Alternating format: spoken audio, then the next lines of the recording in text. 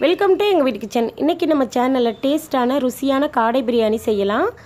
இதுக்கு நான் வந்து கரெக்டாக பார்த்தீங்கன்னா 1/4 கிலோ அளவுக்கு வந்து பாஸ்மதி அரிசி எடுத்திருக்கேன். இது 1/4 கிலோ அளவுக்கு நான் வந்து சொல்கிறேன். ஃபஸ்ட்டு நம்ம வந்து பிரியாணி செய்கிறதா இருந்தால் இதே மாதிரி மசாலாவை நம்ம ரெடி பண்ணி வச்சுக்கிட்டு அதுக்கப்புறம் வந்து ஸ்டெப் பை ஸ்டெப்பாக நம்ம வந்து பிரியாணி செய்யணும்.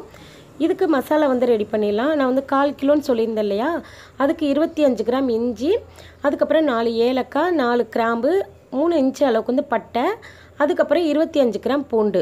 25 கிராம் இஞ்சி, 25 கிராம் பூண்டு சேர்க்கணும் 1/4 கிலோ அளவுக்கு. இதை எல்லாத்தையுமே நம்ம வந்து மிக்சி ஜாரில் சேர்க்கணும். பாருங்கள், இதே மாதிரி மிக்சி ஜாரில் சேர்த்துட்டு ஒரு 3 டேபிள் ஸ்பூன் அளவுக்கு மட்டும் தண்ணி சேர்த்து இந்த அளவுக்கு நல்லா பேஸ்ட்டாக அரைச்சி எடுத்துக்கிட்டு வரணும். இது ஒரு ஓரமாக இருக்கட்டும். இப்போ நம்ம வந்து அரிசி எடுத்துக்க போகிறோம். கரெக்டாக நான் வந்து 1/4 கிலோ அளவுக்கு வந்து அரிசி எடுத்திருக்கேன், பாஸ்மதி அரிசி எடுத்திருக்கேன். இதை கரெக்டாக பார்த்தீங்கன்னா இது வந்து பழைய அரிசியாக இருந்தால் 3/4 மணி நேரத்துக்கு நீங்கள் ஊற வைக்கணும். அரிசி வந்து கொஞ்சம் புது அரிசியாக இருந்தால் 1/2 மணி நேரம் ஊற வச்சா போதும். இப்போ பிரியாணி வந்து செய்ய ஆரம்பிச்சிடலாம். இதுக்கு நல்ல அடிகனமான பாத்திரம், குக்கராக இருந்தாலும் சரி, கடாயாக இருந்தாலும் சரி, சட்டியாக இருந்தாலும் சரி, ஏதோ ஒன்று எடுத்து வச்சுக்கிட்டு அதில் கரெக்டாக 6 டேபிள் ஸ்பூன் அளவுக்கு நான் நெய் சேர்த்துருக்கேன். நெய் நல்லா சூடானதுமே கரெக்டாக பார்த்தீங்கன்னா 2 வெங்காயம், பெரிய வெங்காயமாக இருந்தால் 1 போதும், சின்ன சைஸ் வெங்காயமாக இருந்தால் 2 போதுங்க. நல்ல நீல வாக்கில் கட் பண்ணிவிட்டு கடாயில் சேர்த்துடணும். பிரியாணி செய்கிறதுக்கு வெங்காயம் தான் மெயின் முக்கியமே. அது வந்து கரெக்டாக வந்து கலர் வந்து நல்ல பொன்னிறமான கலர் வரணுங்க.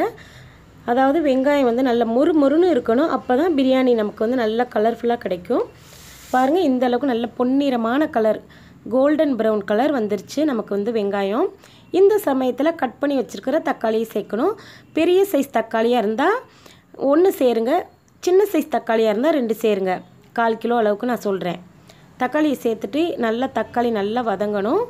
அதாவது ஒரு கைப்பிடி அளவுக்கு வந்து புதினா சேர்க்கணும். புதினாவை விட அதிகமாக இருக்கணும் மல்லித்தலை.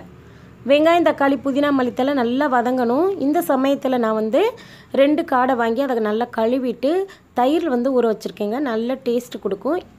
அதுக்கப்புறம் பார்த்திங்கன்னா 3 பச்சை மிளகாய் வந்து நம்ம சேர்த்துட்டு வெங்காயம், தக்காளி வதங்குற சமயத்தில் நம்ம வந்து பிரியாணிக்கு தகுந்த மாதிரி உப்பு சேர்க்கணும். உப்பு சேர்த்திங்கன்னா இந்தளவுக்கு சாஃப்டாக வதங்கிடும், சீக்கிரமே வதங்கிடும்.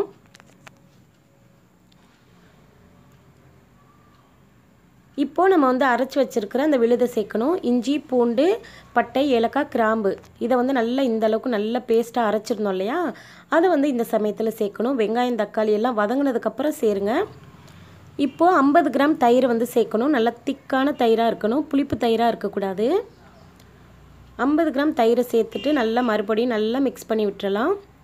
வெங்காயம், தக்காளி, தயிர் எல்லாமே நல்லா ஒன்றா வதங்கணும். இப்போது காரத்துக்கு வந்து நான் வந்து 1 டீஸ்பூன் அளவுக்கு வந்து மிளகாத்தூள் சேர்க்குறேன். இப்போது நான் வந்து கரெக்டாக பார்த்தீங்கன்னா நான் வந்து 2 காடையை கழுவிட்டு அதில் 2 டேபிள் ஸ்பூன் அளவுக்கு தயிரில் ஊற வச்சுருந்தேங்க. அப்போ தான் டேஸ்ட் ரொம்ப நல்லாயிருக்கும்.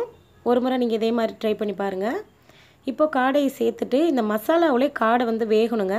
நல்லா மூடி போட்டு ஒரு 5 நிமிஷத்துக்கு நல்லா வேக விட்டுருங்க. இந்த மசாலா கூட வெந்தால் தான் காடை வந்து ரொம்ப டேஸ்ட்டாக இருக்கும். இப்போ நமக்கு வந்து காடை நல்லா வெந்துருச்சுங்க. இந்த சமயத்தில் நான் வந்து இந்த டம்ளரில் 1 டம்ளர் அளவுக்கு அரிசி எடுத்திருந்தேன் இல்லையா, கரெக்டாக 1.25 டம்ளர் அளவுக்கு வந்து நான் தண்ணி சேர்க்குறேன். எனக்கு தண்ணி கிரேவியில் கொஞ்சம் தண்ணி இருக்குது.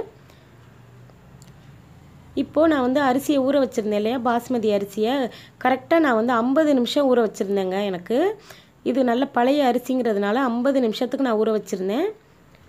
அரிசியை சேர்த்ததுமே கேஸை வந்து சிம்மில் வச்சிடாதீங்க, ஹையில் தான் இருக்கணும். அப்போ தான் நல்லா கொதித்து வேகும். அரிசி வந்து சீக்கிரமே நமக்கு வந்து நல்லா வேகும். பாருங்கள், இதே மாதிரி நல்லா மிக்ஸ் பண்ணி விட்டுருங்க. அதில் உள்ள தண்ணியெல்லாம் நல்லா வற்றிக்கிட்டு இருக்கு பாருங்கள். பிரியாணியில் உள்ள தண்ணியெல்லாம் இந்த அளவுக்கு நல்லா வற்றினதுக்கப்புறம் நம்ம வந்து கேஸை வந்து நல்லா சிம்மில் வச்சுக்கிட்டு நீங்கள் வந்து ஒரு மூடி போட்டு மூடி வச்சுருங்க. மிதமான சூட்டில் 5 நிமிஷம் வச்சுட்டு அதுக்கப்புறம் கேஸை வந்து ஆஃப் பண்ணிவிட்டு ஒரு 10 நிமிஷம் அப்படியே விட்டுருங்க.